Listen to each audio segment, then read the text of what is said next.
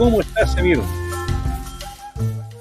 Muy bien, Rodrigo, muchas gracias. Hoy está buena esta cortina, me gusta, tiene algo. Tiene algo. ¿No le debemos a nadie derechos de autor? No, ¿No? eso es lo mejor. Ok. Eso es lo mejor. Está Bueno, delicada la cosa con el derecho de autor, está súper delicada. delicada. Así que, bueno, está delicado, pero tú eres benevolente en ese sentido, ¿ah? Sí, pues sí, Que sí, tu sí. libro de hebreo bíblico es uno de los libros que más pirateado he visto en internet. Lo tienen ultra pirateado. Hasta cobraban por los audios del libro un patúo una vez. ¿En serio? Pero bueno, hermano.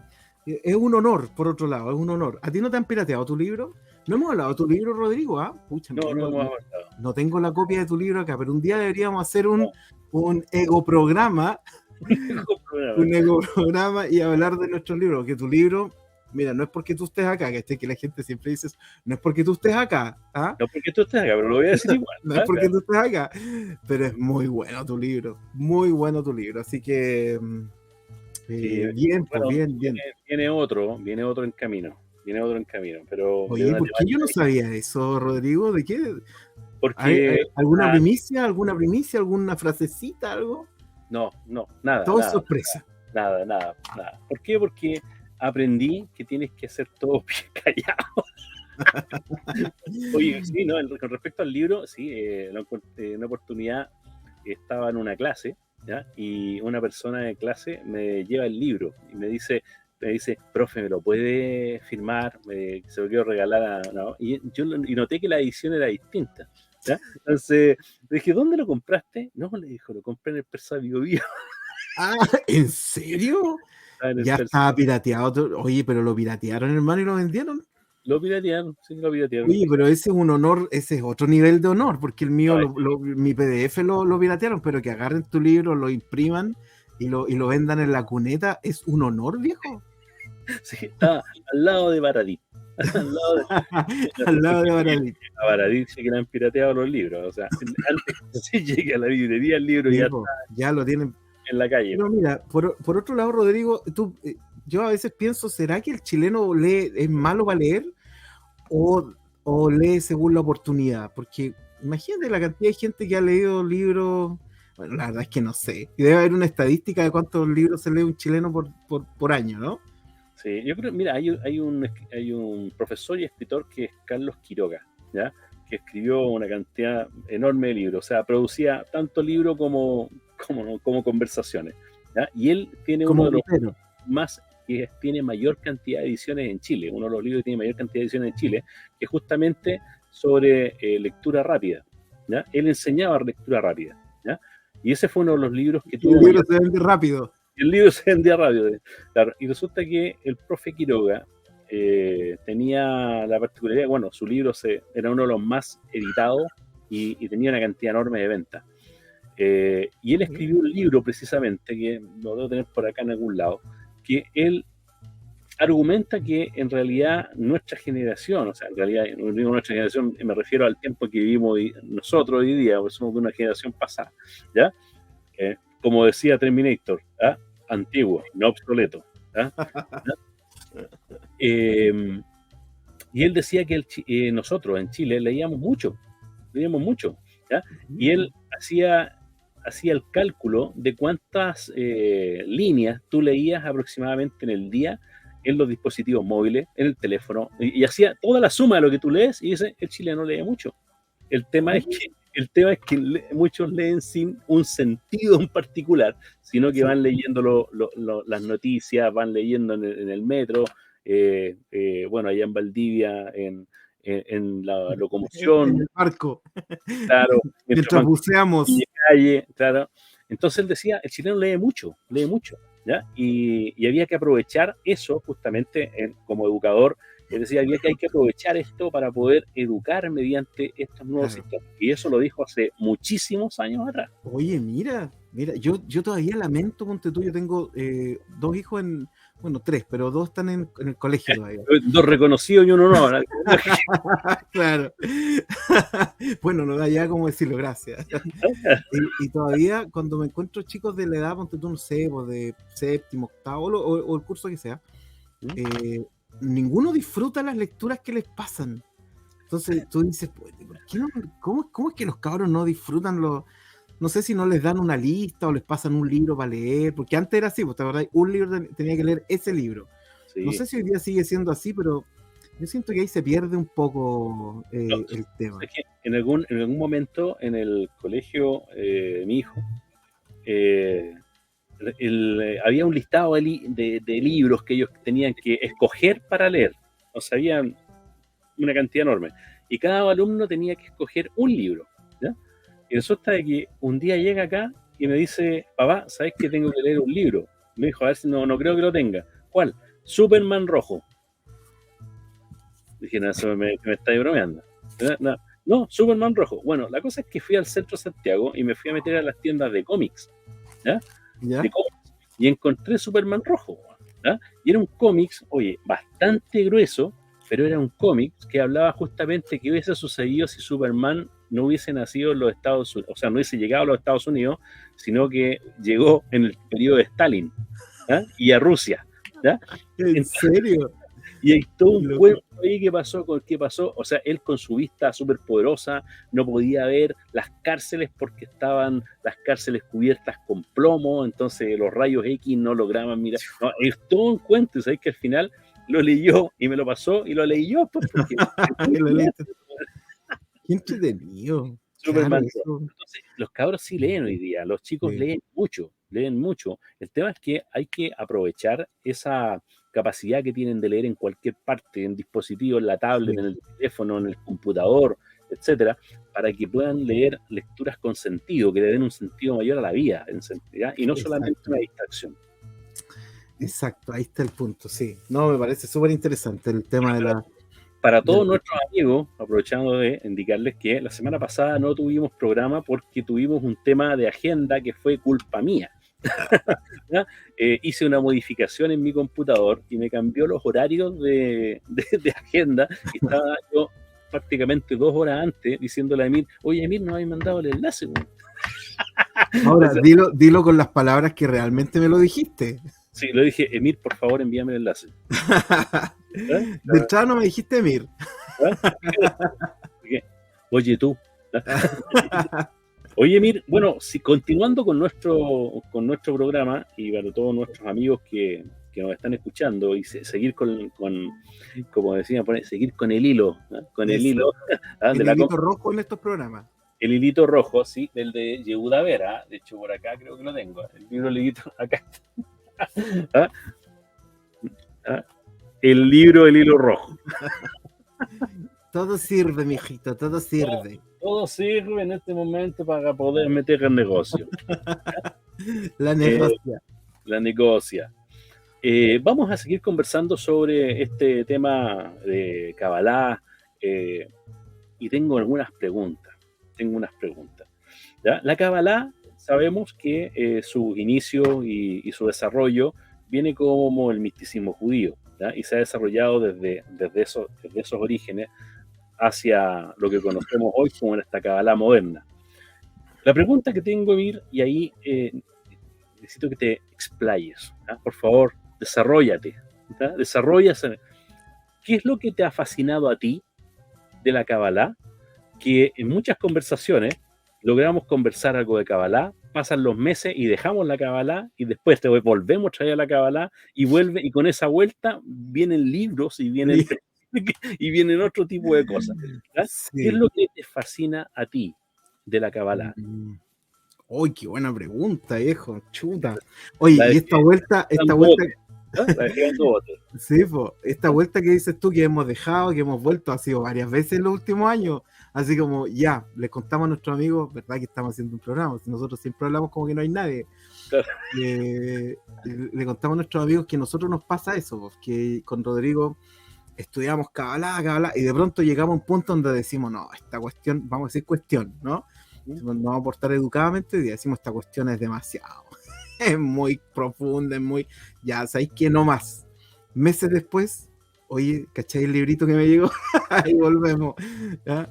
Y mira, a mí lo que me fascina de la Cábala es la posibilidad de interpretar el texto bíblico en tantas maneras como sea posible.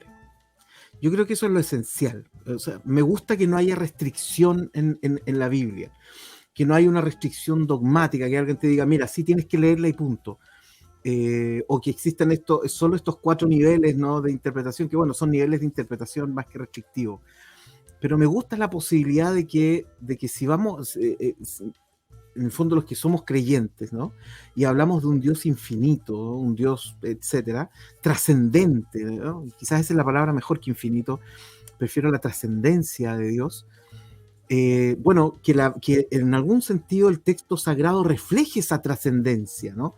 Trascendencia, inmanencia, porque eso, para mí en la escritura se da esto, ¿no? La trascendencia y la inmanencia, pero no se puede dar eso si hay una forma de leer la escritura que sea lineal, así como no, esto es, debes concluir esto. Y más encima con amenazas, porque a veces el cristianismo te amenaza, o sea, si tú además te sales de esa norma, estáis condenados, o sea, y literalmente condenados. Entonces la cábala o la cábala me permite seguir estando, deambulando en el texto bíblico, pero con posibilidades mucho mayores. Algunas incluso uno las puede considerar hasta locas, ¿no? No sé, por ejemplo, el Sefer Yetzirah, ¿no? Y esta cosa de las letras y que tú puedes crear el universo también. Yo creo que esas posibilidades están dentro de la escritura. Entonces me gusta eso, de leer de atrás para adelante, adelante para atrás, de arriba abajo, en múltiples dimensiones, ponerle número a cada una de las letras, girar el orden de las letras y ver qué surge de ahí. Para mí eso representa la inmanencia y la trascendencia de lo divino en el texto. Si no estuviera eso, si yo tuviera que leer así nomás, y esto lo tengo que concluir porque, bueno, por un lado me dijeron que es así, que es como la bronca con las teologías sistemáticas, ¿no? Y por otro lado te amenazan, así como, bueno, y si no concluyes eso de esa forma, entonces no eres cristiano prácticamente. Yo digo, no, esto es mucho, mucho más que eso. Eso es lo que a mí, yo podría decir, querido Rodrigo, lo que a mí me causa fascinación de la cábala. Y en tercer lugar, yo creo que está esta cosa que yo creo que eso lo compartimos también, esta cosa de que es el pozo de las Marianas, ¿no? La cábala es el pozo de las Marianas, o sea, es un lugar, el Pardés, la letra S del Pardés, el Sod, o sea, es tan profundo que claro que uno se puede volver loco, y claro que uno puede salir hereje, y claro que uno puede morirse en el o algo se le muere, ¿no? Al entrar al Pardés, y parte de uno sale cuerdo. A mí me encanta esa metáfora del Pardés, de estos 4 rabinos que entran, uno sale loco, el otro se muere, el otro se hace hereje y el otro sale bueno y sano. No, sale en paz, dice el texto. Exacto, sale en paz. Entonces, para mí la cábala es el pozo de las Marianas, es el lugar más profundo donde nadie puede llegar, ¿no? Pero ahí está, ¿no? Ahí está. Pero no podéis meterte muy profundo porque es peligroso. Ese sentido de la peligrosidad a mí me atrae. Qué bien. Oye, interesantísimo tu reflexión, ¿eh? Y esto lo uno, de alguna forma, lo voy a unir con que cada vez que llegamos a un tema, me ha pasado muchas veces y creo que a ti te ha pasado también una cantidad enorme de veces, que cuando tocamos un tema, estamos hablando de cualquier cosa, y de repente, y la Kabbalah dice lo siguiente, y en el texto, y luego las personas, ¿y cómo yo podría comenzar a estudiar Kabbalah? Yo siempre quise estudiar Kabbalah, quiero hacerlo, ¿ya? ¿Te ha pasado? ¿Y por qué crees que a las personas les produce esta fascinación el hecho de que exista otra forma de ver el mundo, el universo y al creador, obviamente? ¿Ya? ¿Por qué crees que se produce eso? ¿Por qué la palabra Kabbalah produce eso en las personas que nos escuchan o que han escuchado de ello? Mira, yo creo que en el ámbito, yo me muevo esencialmente en el ámbito del cristianismo, podríamos llamar emergente. Es decir, mucha gente con la que yo comparto es gente que pasó por iglesias muy tradicionales Okay. y quedaron muy cansados de eso. Gran parte de mi mundo donde yo me muevo es eso. Ahora, ¿qué les provoca a ellos el tema de la cábala? Es la posibilidad de la revolución, es la posibilidad de rebelarte contra esa autoridad que por mucho tiempo se sintieron subyugados por esa autoridad, ¿no? Esa autoridad que yo te decía que viene desde el miedo, o sea, si no concluyes eso, te vas al infierno, o sea, así, ¿no? Sin mayores vueltas. Si tú no concluyes eso, te vas al infierno.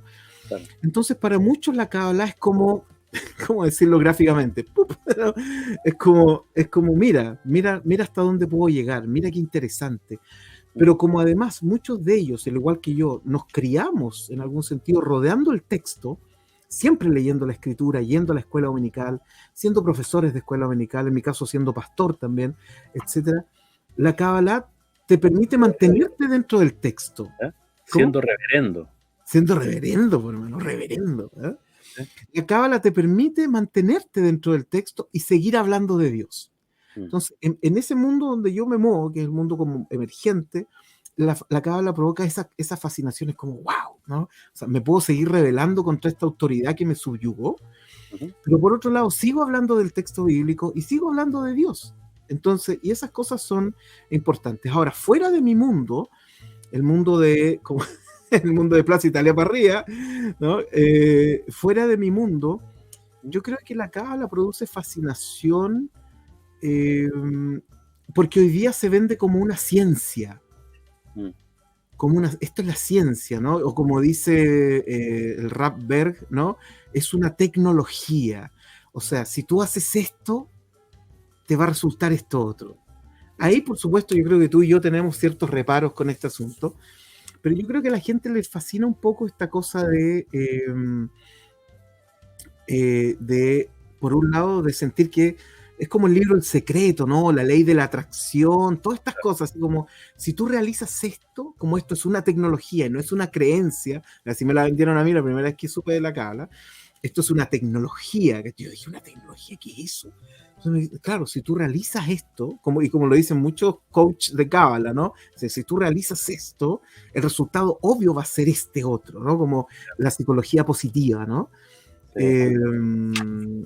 Y por último, lo que tú dijiste la última, lo que dijiste sin piedad, el último programa, que la Cábala también es una cosa muy elitista. También es muy de o sea, estoy estudiando Cábala, ¿no? O sea, eso implica una cosa un poquito es un pedigrí distinto, ¿verdad? Exacto. Sí, mira, te quiero leer algo, Emir, y que después me gustaría que tú lo comentaras, ¿ya?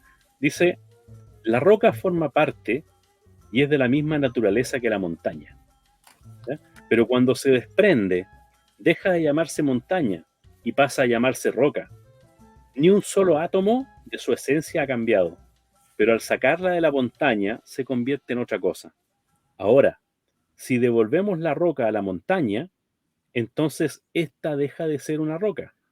Es decir, la existencia de la roca no está determinada por su sustancia, sino por su relación con la montaña de la cual se originó. ¿Qué te dice eso respecto a la Cábala? Para darte el contexto, dice así: la Cábala enseña que así como las rocas provienen de las montañas, los seres humanos provienen del Ein Sof. Oye, es que sabéis que justo se cortó, Rodrigo, en esa parte. Cuando tú dijiste montaña... ¿Cuál? ¿En la parte del texto o lo que te iba a explicar como contexto? Eso, lo que me ibas a explicar como contexto. Ya, lo repito. Dice: la Cábala enseña que así como las rocas provienen de las montañas, los seres humanos provienen del Ein Sof. ¿Qué te dice eso respecto a la Cábala, a los buscadores? ¿Ya? Porque, bueno, Bucay lo dice súper bonito. Dice: un buscador es aquel que busca, no necesariamente encuentra, es un buscador. ¿Ya? ¿Qué te dice esto respecto a las búsquedas. ¿Será que de alguna forma nos desprendimos de esa gran montaña, ¿ya? Pero seguimos teniendo la esencia de ella y eso nos hace buscar nuevamente el contacto con ella? ¿Qué piensas tú? Explotó el cerebro. Sí. La única neurona, así como, ¡no! Es que es súper difícil esa pregunta. ¿Sabes por qué, Rodrigo? Porque yo quisiera creer en eso. Yo creo que en los buscadores justamente nos pasa eso. Como que anhelamos creer en eso. Queremos.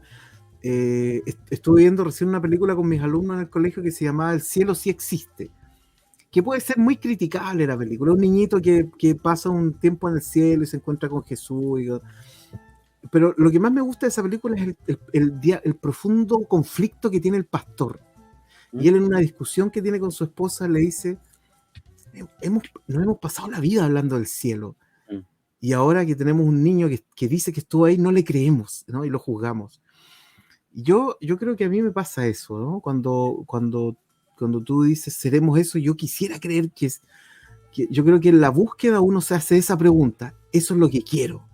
Y me encanta la idea, ¿no? Me encanta la idea de que somos un trozo del Ein Sof, que nos desprendimos y que quizás nuestra porfiada búsqueda de lo divino o de lo trascendente o lo que sea tiene que ver con eso.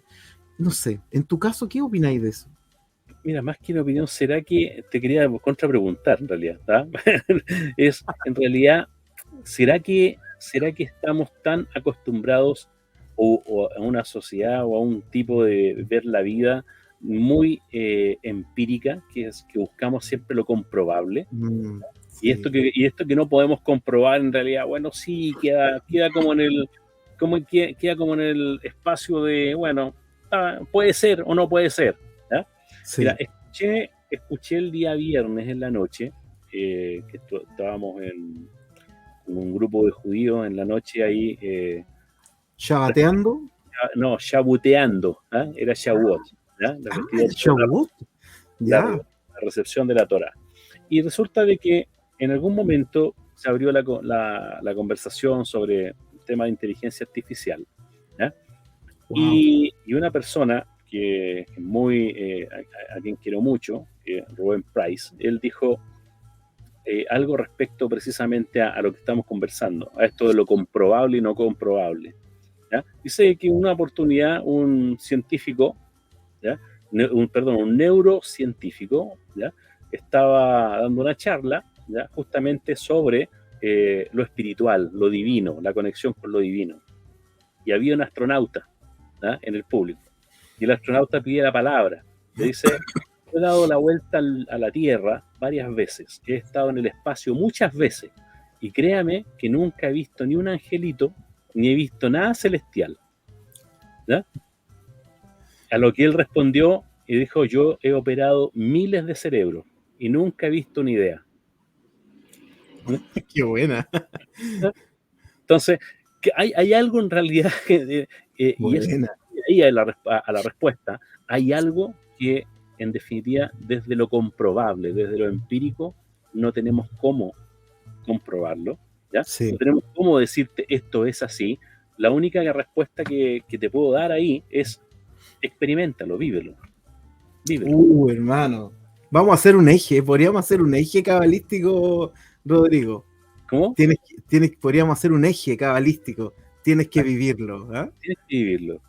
Sí. Pero, o sea, si quieres vivir lo que es esa meditación cabalística que hace Eduardo Madirolas, que tanto nos encanta cuando él comienza con su meditación, tienes que dedicar el tiempo y estar ahí. O sea, tienes que vivirlo, ¿ya? O sea, claramente hay que estudiarlo, sí, hay que estudiarlo, pero hay que vivirlo, ¿ya? Porque esto también tiene mucho de la experiencia, de lo que a ti te hace sentido, porque justamente tú hablabas de las distintas interpretaciones a las cuales este camino te lleva, ¿ya? Y es probable que en esa experiencia tú tengas tu propio destello de luz, que ese destello de luz es otro, ¿ya? Y le sirva a otro, ¿ya? Probablemente. Sí. No creo que todo esté escrito. No.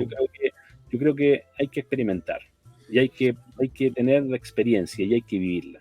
Bueno, mira, lo que tú dices de la experimentación a mí me parece muy, muy... Porque hoy día estuve conversando con un colega católico, entonces, y hablábamos de por qué la mayoría de los evangélicos protestantes eran católicos. Entonces me decía, ¿qué tienen? ¿Qué ocurre ahí, no? Entonces yo le decía, mira, fácil, po. En la iglesia protestante más evangélica, a ti te dan una experiencia. ¿Mm? O sea, ahí a la gente no le dicen qué tiene que creer, sino que le dicen, experimenta lo divino, lo espiritual, ahí cada uno le pondrá de su cosecha, ¿no? Pero yo creo que ahí está el asunto, tiene que ver con una experiencia. Ahora, por supuesto que la experiencia tiene peligro cuando se transforma en una cosa tipo teocrática, ¿no? Pero yo creo que eso nos queda. Mario Sabán dijo una vez una cuestión que a mí me dejó pensando mucho rato. Él dice que nosotros somos la generación, o sea, volviendo un poco para atrás, todas las generaciones de la humanidad, la gran meta de las generaciones de la humanidad era que el mundo funcionara y que tú tuvieras tiempo libre para hacer lo que quisieras. Esa ha sido como toda la meta de la historia del trabajo del ser humano. Entonces él decía, somos la generación que hoy día tiene más tiempo libre, ¿no? Más tiempo libre. O sea, de hecho, la gente, los adultos y adolescentes en Chile, por ejemplo, pasan mínimo 3 horas en las redes sociales. Y las estadísticas llegan a decir que incluso son 6, 7 horas los adolescentes. O sea, de que la gente tiene tiempo libre hoy día, tiene tiempo, ¿no? Pero al mismo tiempo, la neurosis que todos tenemos, las neurosis... Oye, disculpa, me acordé de una canción de Manolo Otero, ¿ah? Cuando tenemos todo el tiempo. ¿Ah? Ni yo lo cacho, por hermano. Bueno, búscalo, Manolo Otero. Disculpa, adelante. Bueno, y por otro lado, se sabe que todos nosotros tenemos neurosis. Y que las neurosis tiene que ver también con mucha mente, como decía la película Samurai. O sea, somos la generación que tiene más tiempo, pero al mismo tiempo somos la generación que pasa en su mente. Ahí voy cuando tú dices, pucha, nos hemos transformado como de alguna manera en esclavos de lo empírico. Claro, porque pensamos mucho, ¿no? O sea, tú trabajas con gente, yo trabajo con gente, y una cuestión que se repite constantemente es que la gente dice que pienso mucho, ¿no? Entonces ahí uno dice, necesitamos, digamos, porque claro, ¿cómo gestionamos ahora todo este tiempo libre? Lo estamos gestionando horrible, pues si pasamos 4 horas metidos en las redes sociales. Te fijáis, 4 horas, o sea, si de esas 4 horas, 1 hora se ocupara, no sé, en meditación, 1 hora se ocupara en lectura, etcétera. No sé si seríamos tan distintos, pero de que tenemos tiempo libre y gestionamos mal nuestro tiempo libre y pasamos mucho tiempo en la cabeza, claro, por eso cualquier grupo que ofrezca una experiencia tiene las de ganar, totalmente. Tiene las de... Y tú has vivido eso, yo he vivido eso también en algún sentido. Ahora, ¿por qué crees tú que la experiencia en ese sentido es mejor? No sé si mejor es la palabra. Yo te diría que, a ver, si me voy a un concepto que se utiliza mucho en educación que se llama el cono del aprendizaje, ¿no? En este cono del aprendizaje, lo que tú experimentas, lo que tú haces, lo que tú hablas, lo que escuchas y lo que estás viviendo, luego de una semana es lo que tú estás guardando, lo que tú aprendiste, ¿ya? O sea, no solamente aprendemos leyendo, en realidad es un porcentaje de muy bajo lo que después de 2 semanas de lo que tú lees realmente recuerdas. Exacto. Sí. Entonces, ¿pero qué es lo que tú recuerdas? Recuerdas las experiencias. Y el aprendizaje, entonces, por lo tanto, el aprendizaje tiene que ir muy relacionado con la experiencia. Si esto lo llevamos al plano de lo espiritual, al plano de estas búsquedas espirituales donde hay experiencias, claramente van a ir mucho más personas a vivir esa experiencia que a escuchar a una persona hablar durante 40 minutos una homilía, ¿ya? O media hora una homilía. O sea, eso es aburrido, ¿ya? Por más que el tipo salte y se pegue los brinquitos, ¿ya? Es aburrido, ¿ya? Pero si te invito a una experiencia espiritual, donde esta experiencia lo hemos visto en las distintas en estas distintas iglesias o grupos carismáticos, etcétera, en las que hay una experiencia preparada para aquel que asiste a esa reunión, oye, y las personas la viven, oye, esa gente no se va más. O sea, tiene que ver algo muy, muy particular para que esta persona se vaya. La experiencia es la que en realidad te marca, la experiencia es la que te transforma, la experiencia es la que te moldea, ¿ya? Mediante esa experiencia es la que nosotros vamos creciendo, ¿ya? Pero la experiencia no puede estar separada de la razón también, ¿ya? O sea, hay que alimentar no solamente el cuerpo, en el caso nuestro hemos alimentado mucho el cuerpo. Amén. ¿Ya? Sino que hay que alimentar también la mente. No podemos tener tiene que haber una simetría. No podemos tener una persona con un cuerpo inmenso y una cabeza chica, ¿verdad? Ni una persona con una cabeza gigante, ¿verdad? Parecería Funko Pop, ¿verdad? Es lo mismo, un Funko Pop. Parecería Funko Pop con tremenda cabeza, súper intelectualizado, ¿verdad? Muy racional, pero con un cuerpo experimental de este porte, ¿ya? Sería un Funko Pop, ¿ya? Y yo tengo por ahí unos Funko Pop, ¿ya? Hasta me cuesta pararlos, porque la cabeza... Por la cabeza. Entonces tiene que haber una armonía en el crecimiento de la persona. Y creo que ahí es donde está la responsabilidad de quienes lideran estos grupos de aprendizaje, ¿ya? O esto, que no solamente es razón, sino también experiencia. Sí.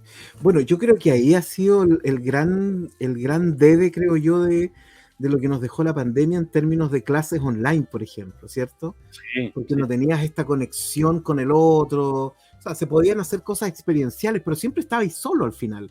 Yo una vez estuve en un curso, ponte tú, de, no sé, que dio la fundación de Claudio Naranjo sobre Enneagrama, y no, era muy, muy hondero, muy simpático, y cada uno hacía como danza, pero solo. Todos danzando, pero en sus piezas. Yo decía, qué triste. Bueno, yo no vi unas... bueno, tú sabes que el Tony Robbins, ¿ya? Tony Robbins, claro, un coach americano que llena miles de personas en recintos y que hace... Bueno, este tipo es pura experiencia, o sea, yo las cosas que he visto de este gallo, nadie va y queda así como sentado escuchando. Bueno, cuando fue el periodo de la pandemia, ¿ya? No podía juntar a las personas en el Excel de Londres para poder tener ahí miles de personas viviendo la experiencia de prácticamente 18 horas diarias de desarrollo personal y cosas por el estilo, ¿ya? Y generó a través de Zoom, ¿ya? A través de Zoom, unas sesiones muy parecidas a las que hace él en vivo, ¿ya? Hoy se conectaban miles de personas, pero en realidad muchos de ellos vivían ahí la experiencia con sus parlantes ahí, fuerte, ¿ah? Y ojalá una pantalla grande para verlo, pero no era lo mismo, no era lo mismo. Claro. Así que en realidad, efectivamente, la pandemia nos dejó nos ayudó mucho la tecnología de la pandemia, nos ayudó mucho para poder seguir manteniendo contacto, para poder seguir haciendo clases, para seguir reuniéndonos, pero claramente nos dejó un poco cojos en la experiencia. Sí, ¿no? Sí, yo... Pero hay un caso ya. Tú sabes que nosotros participamos, de hecho, en unas clases que dio Eduardo Maguirola, ¿ya? De meditación cabalística, ¿ya? Y eran por Zoom, fue en el periodo de la pandemia. Sí. Entonces, y también experimentamos cositas bien interesantes con esa clase, dado que él guió de una manera magistral también las meditaciones. Sí. ¿Ya? Sí, yo creo que eso... Bueno, cuando trajimos a Nicolás, pues te acordáis que lo invitábamos y él hablaba de justamente estas experiencias que se van fabricando hoy día por medio de insumos naturales, ¿no? Pero claro, retiros que se hacen, etcétera, donde la gente quiere tener una experiencia y no una narración, ¿no? Quiere tener una narrativa, pero no una narración. Eso sería la forma correcta de decirlo. Buscando, no sé, en tu caso, por ejemplo, ¿qué experiencia recuerdas que haya sido en el ámbito de lo espiritual que te haya marcado? yo creo que que las experiencias que te marcan, por ejemplo, si me pregunta una en particular, Una vivir en un, particular. vivir un Pesaj, pero Uf, vivir un Pesaj de verdad. O sea, es, no llegar a la fecha y hacer lo que se te ocurre, sino que vivir un Pesaj, ¿ya? Donde quien dirigía el ceder de Pesaj en esa oportunidad, ¿ya? Eh, lo llevaba de una forma tan potente, ¿ya? En la lectura del, de, del, de este sidurín de Pesaj que se utiliza, la Agadá de Pesaj, la lectura de la Agadá de Pesaj, mientras él la iba leyendo y luego explicando, y luego tomaba su guitarra y cantaba algo respecto al tema, vivir esa sensación de Pesaj en realidad es efectivamente, tú estás saliendo de tu propio Egipto. ¿Ya? ¿Ya?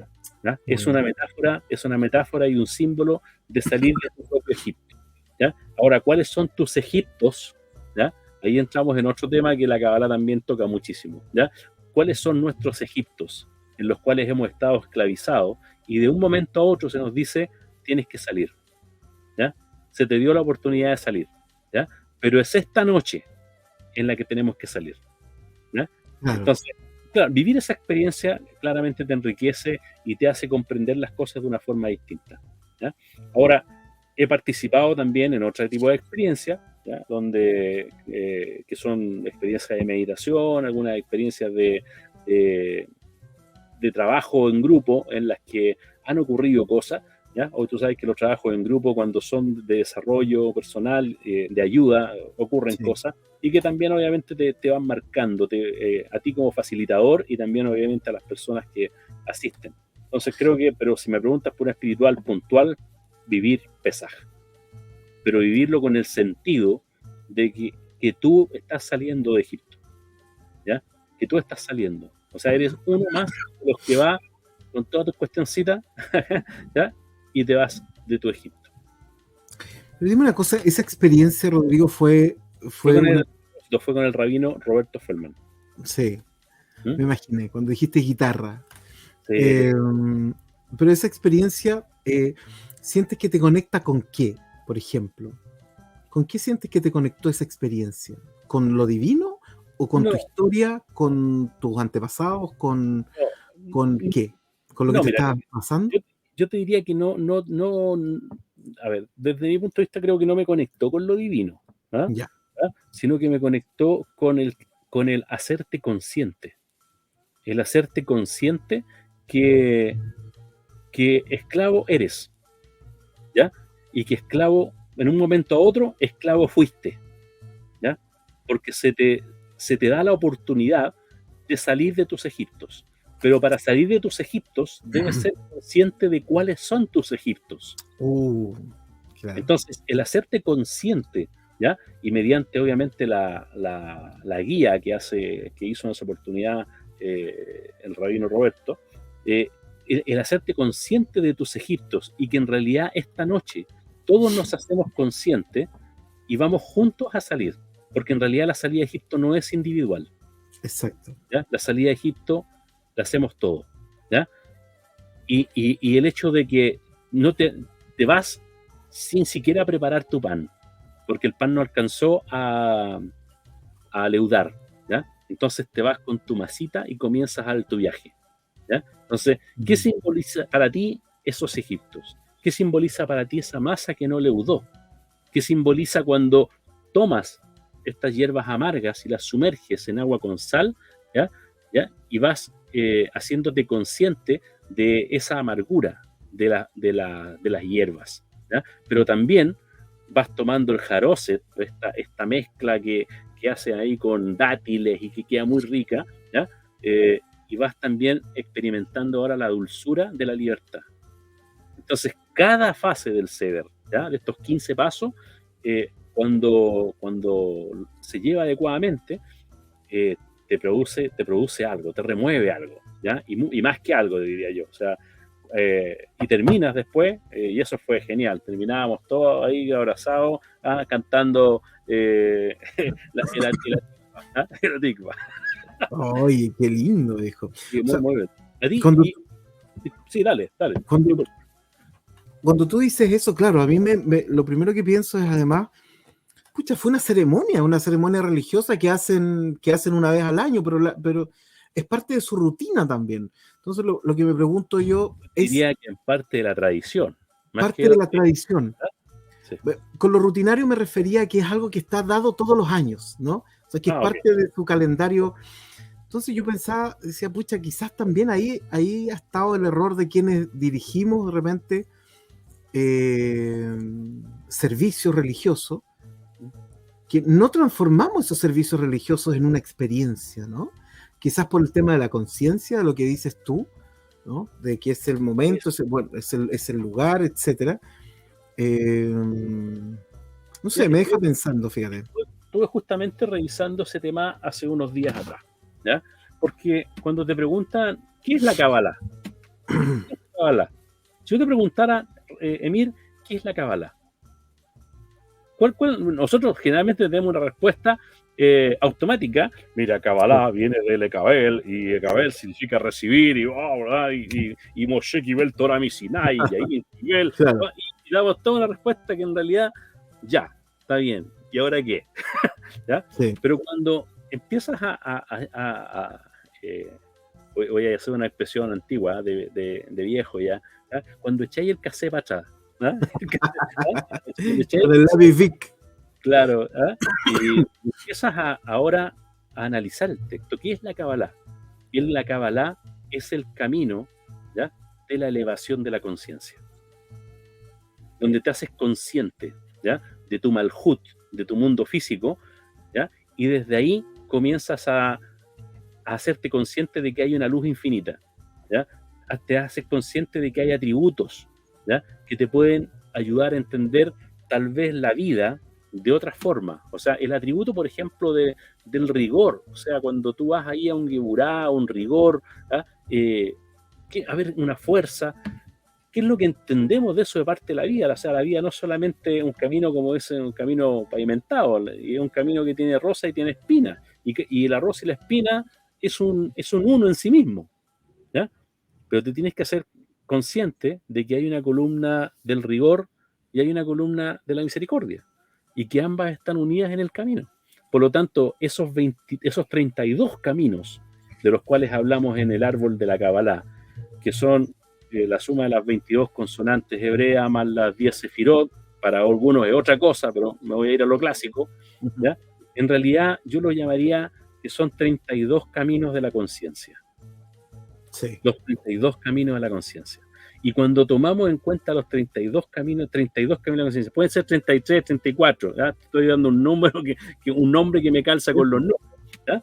Pero 32 caminos de la conciencia, chuta, entonces la vida no es un fin en sí mismo, es un proceso, ¿ya? El estudiar Kabbalah tampoco es un fin en sí mismo, es un proceso, ¿ya? No es como una carrera donde yo voy a aprender a nadar, ¿ya? No, en realidad esto es un proceso que no solamente inicia hoy día, ¿ya? O mañana, ¿ya? Es un proceso que no sé cuándo termina, ¿ya? ¿Qué, Y qué necesita, sería, ¿Qué sería para ti si, porque varias veces lo nombraste, y si alguien te pregunta, ya, bien, pero ¿qué es tomar conciencia? ¿Qué sería para ti tomar conciencia? oye, la cosa era que yo te preguntara hoy día, ¿ya? Eso es lo que hablamos, ¿ya? Que empezáramos, así que termino eso y te pregunto. ¿Qué es tomar conciencia? Yo creo que tomar conciencia es que hay un juez interior, ¿ya? Hay un juez interior, de alguna forma, ¿ya? Y ese juez interior o esa autoridad suprema, de alguna forma, te va señalando, ¿ya? Lo correcto de lo incorrecto, lo bueno de lo malo, ¿ya? Lo trascendente de lo intrascendente, ¿ya? Lo inmanente de aquello que no es inmanente, ¿ya? Entonces, el hacerte consciente en realidad es tu, abrir desde tu racionalidad, tu ser espiritual, tu ser emocional y tu ser físico, esos 4 ámbitos del ser, ¿ya? Abrir esos 4 ámbitos del ser para darte cuenta del aquí y el ahora, ¿ya? Y en ese aquí y el ahora, hacerte, valga la redundancia, consciente de lo que está sucediendo y de lo que puede suceder, ¿ya? Porque somos responsables no solamente de lo que hicimos, sino que también de lo que pudiendo hacer no hicimos. Y eso es un camino de conciencia, ¿ya? Porque muchas veces nos responsabilizamos, no, es que yo no hice eso, ¿ah? Y el tema, cuando vas en el camino de la conciencia, en realidad eres consciente de que eres responsable de lo que hiciste, pero también de lo que pudiendo hacer no hiciste. Exacto. Y cuando te haces consciente de ello, es como una chispa de luz que te llega, ¿ya? Y tú dices, chuta, ¿cuántas cosas en realidad hubiesen tenido otro resultado si es que yo hubiese hecho esas cosas? Entonces, desde este momento, me hago consciente de que hay cosas que van a tener consecuencias, cosas que van a tener resultados, porque no es lo mismo. Hay actos que tienen consecuencias y otros que tienen resultados, ¿ya? Por lo tanto, ¿qué es lo que quiero en mi vida? ¿Mayor nivel de consecuencias o mayor nivel de resultados? Ay, hijo. Pregunta de coach, te caché. ¿Ah? Algo cachamos de eso. Ay, hermano. Esta es la sección humildad. Sí, bueno, ya. Bueno, sí. Se hace lo que se puede. Te devuelvo la pregunta ahora. ¿Ya? Acabas de terminar un curso con tus alumnos sobre el libro de Génesis, pero específicamente el capítulo 1. Sí. ¿Ya? Acabas de terminar. Vi por ahí que va a empezar el capítulo 2 o ya empezó. Pero no, va a empezar el lunes. Parte el lunes. ¿Qué relación encontraste? ¿Ya? Porque lo miraste desde distintos ángulos y con distintas fuentes. ¿Ya? Sí. ¿Encontraste alguna relación o qué relación encontraste con la Kabbalah? ¿Qué te dice la Kabbalah respecto a ese capítulo 1? Sé que la pregunta da como para 2 horas más, la respuesta, perdón, pero tratemos de resumirla en el tiempo que nos queda. Chuta, me pillaste, viejo. Me pillaste. Estaba como tan inmerso en la conciencia que ahora así como... Y te hago consciente ahora del curso que hiciste. Claro. Déjame pensarlo.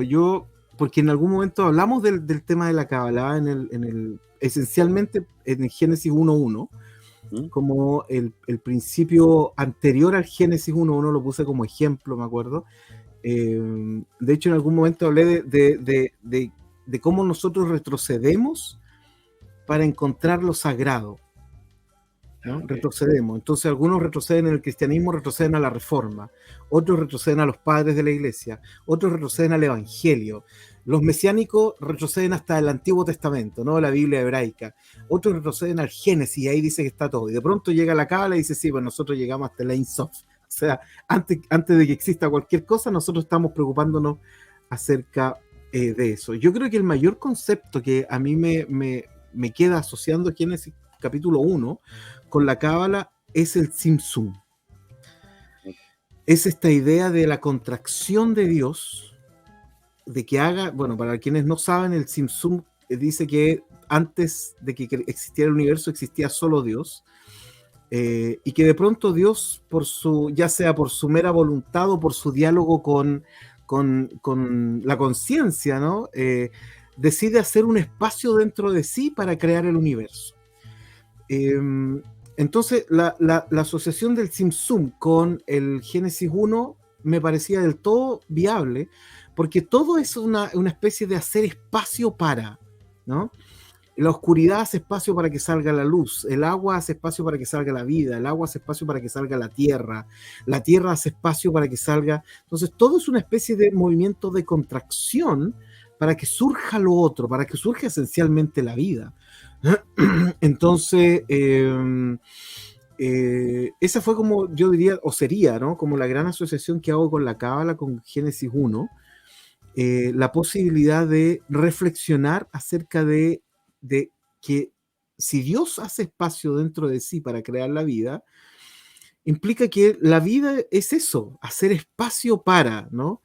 Y eso en el ámbito cristiano, por ejemplo, tiene hay mucha carne que picar, trapo que cortar, no sé cómo decirlo, pasto que cortar, porque estamos viviendo un mundo, en una etapa de la historia en donde nos preguntamos, ¿tenemos que hacer espacio?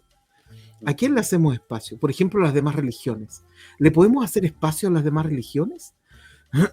¿Caben esas demás religiones dentro de nosotros? Incluso con lo contradictorias que pueden ser. Entonces me parece que incluso el Simsum tiene un sentido como ecuménico, igual, interreligioso, hacer espacio para el otro, hacer espacio para que surja la vida, ¿no? Algunos, por supuesto, lo asocian a esto al Big Bang, ¿no? Dios hace espacio para que surja el universo. Me gusta esa idea, y en el Génesis capítulo 1 veo esencialmente eso, un movimiento de contracción del agua, de la oscuridad, de la tierra, ¿no? Incluso cuando se crea el hombre en Génesis 1:26, también uno podría, cuando Dios dice hagamos, ¿no? Hagamos al ser humano a nuestra imagen y semejanza.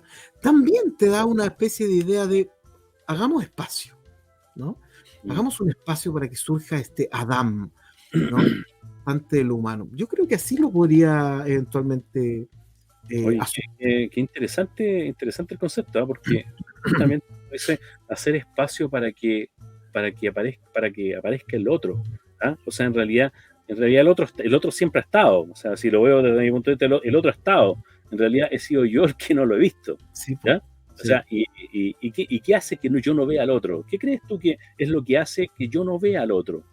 ¿Ya? Te estoy preguntando específicamente en el tema de religioso. ¿Qué hace que tú no veas al otro como el otro? Porque Martin Buber hablaba mucho en su texto Yo, Tú, habla mucho de esta relación en la cual él se complementa en el otro, ¿ya? Y nos hace consciente mediante el texto de esa existencia del otro, y que sin el otro él tampoco existe, ¿ya?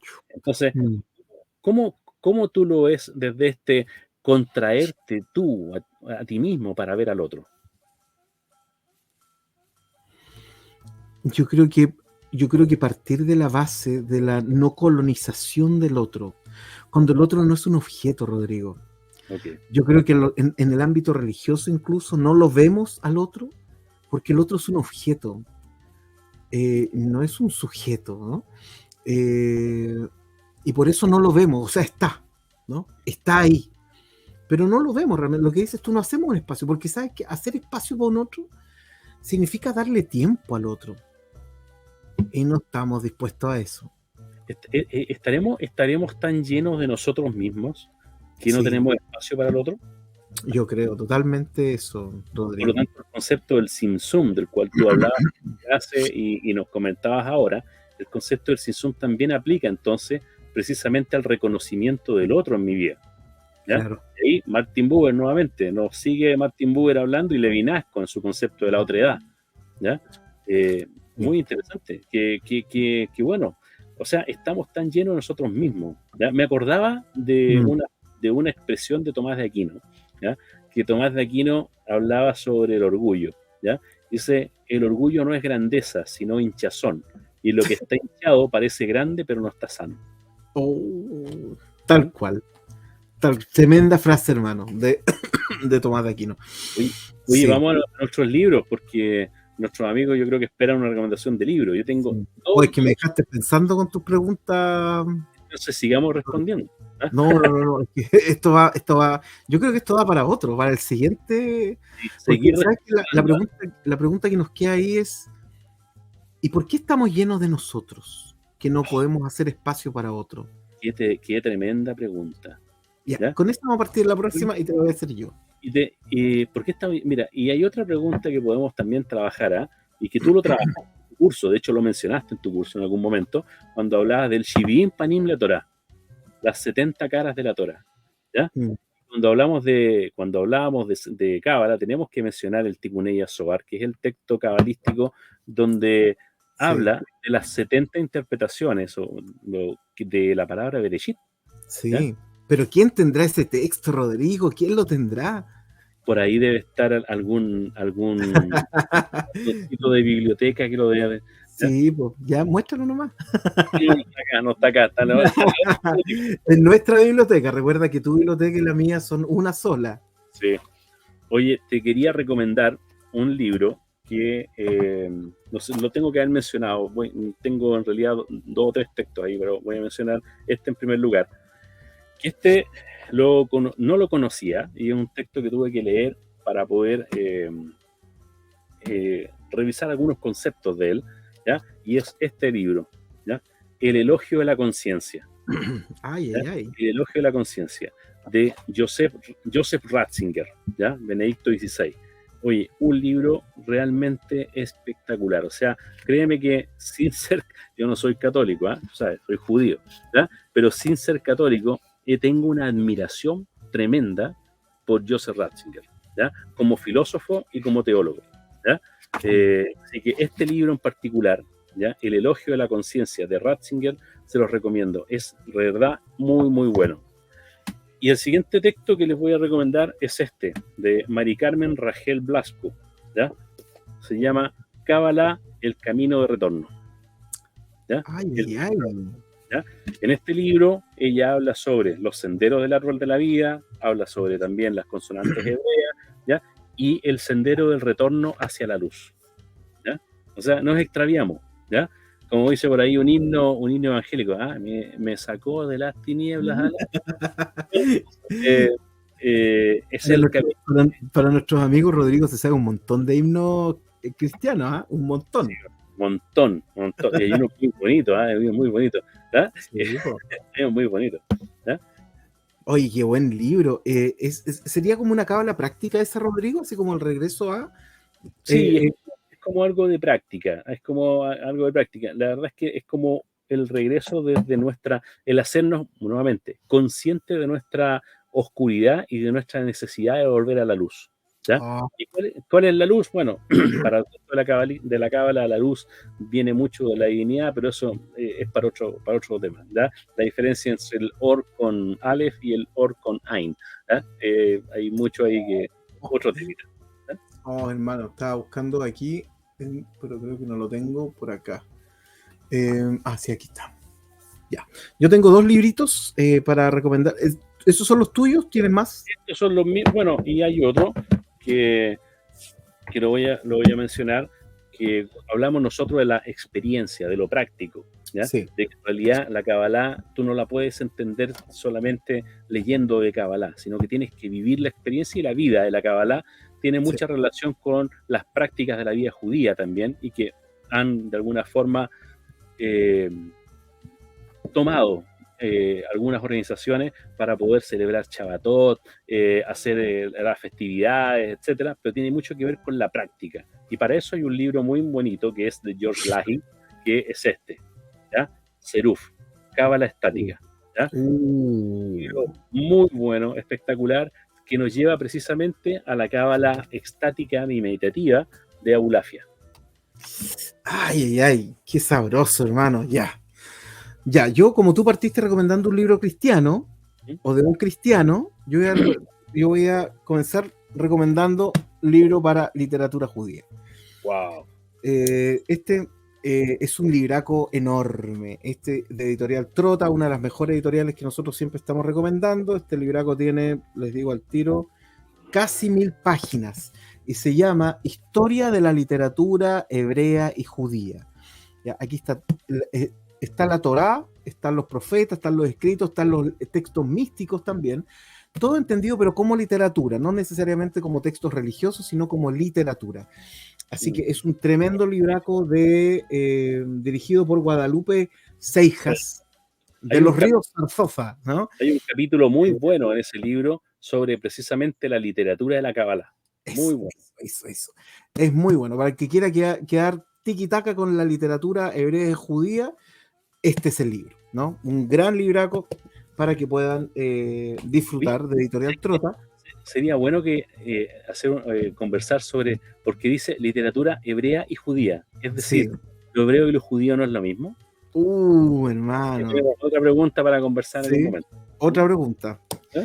Ya, y el otro que les quiero recomendar es este libro que nos costó un montón con Rodrigo encontrarlo, bueno, para ti fue más fácil, que se llama La estructura de la nada, con un prólogo de Claudio Naranjo. Es interesante el prólogo de Claudio Naranjo, y habla sobre la raíz común entre el eneagrama y el árbol de la vida.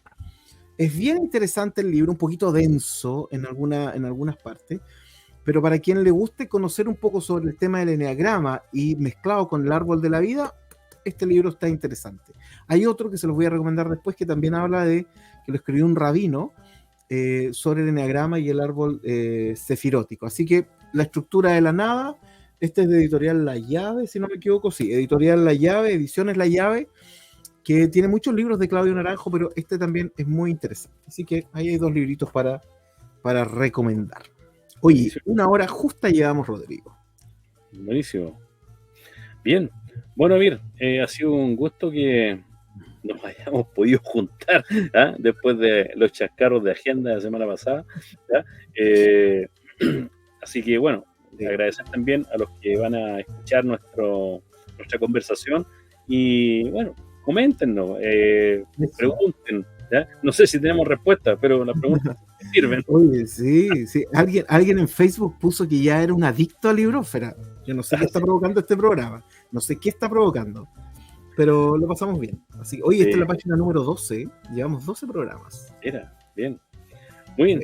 Emir, un gusto entonces que nos hayamos podido juntar, igual, Rodrigo, y compartir respecto a esto tan apasionante que son los temas que durante años hablamos por teléfono, pero que hoy día se hacen a través de estas pantallas. Exacto. Está muy bien. Hasta luego. Muy bien, chao Rodrigo, chao a todos.